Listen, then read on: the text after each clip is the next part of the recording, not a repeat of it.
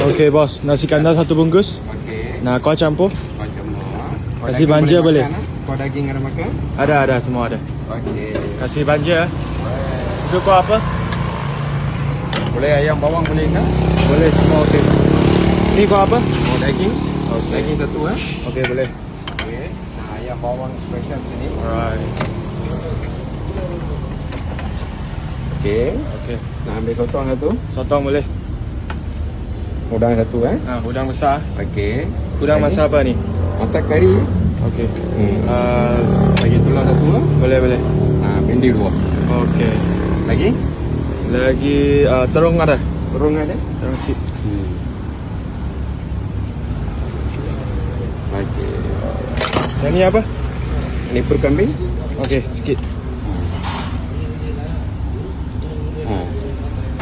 Satu bungkus macam ni berapa? 26 tulang sotong, kerang, udang besar. Udang besar. Perut kambing, tulang bawang, odok, anak ikan, udang combo ubi sotong, ayam kicap, ayam kari, kambing, ikan goreng matang, daging lembu. Ini kari ikan Okey.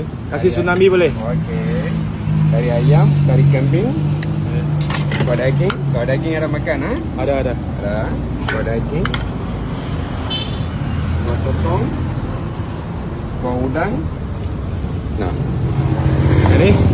ini ayam bawangnya. Okey. Okey. Yang ni ayam apa? Ayam kicap. Okey, satu. Nah, paha boleh? Okey. Sotong ada? Sotong ada. Masih besar punya. Okey. Sotong ni masak apa? Masak kari. Okey. Yang ni, kaki ayam. Okey, sini banyak orang makan kaki ayam Okey. Lagi? Kubis sikit.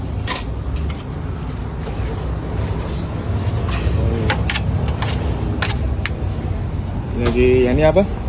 Udang kicil. Okey, sikit. Ini semua masakan sendiri ya. Ya. Okey, telur satu. Sendiri masak. Nak telur tu. Tulang bawang Ya. Okey. Lagi? Alright. So macam ni satu pinggan berapa? 18 Okey. Thank you.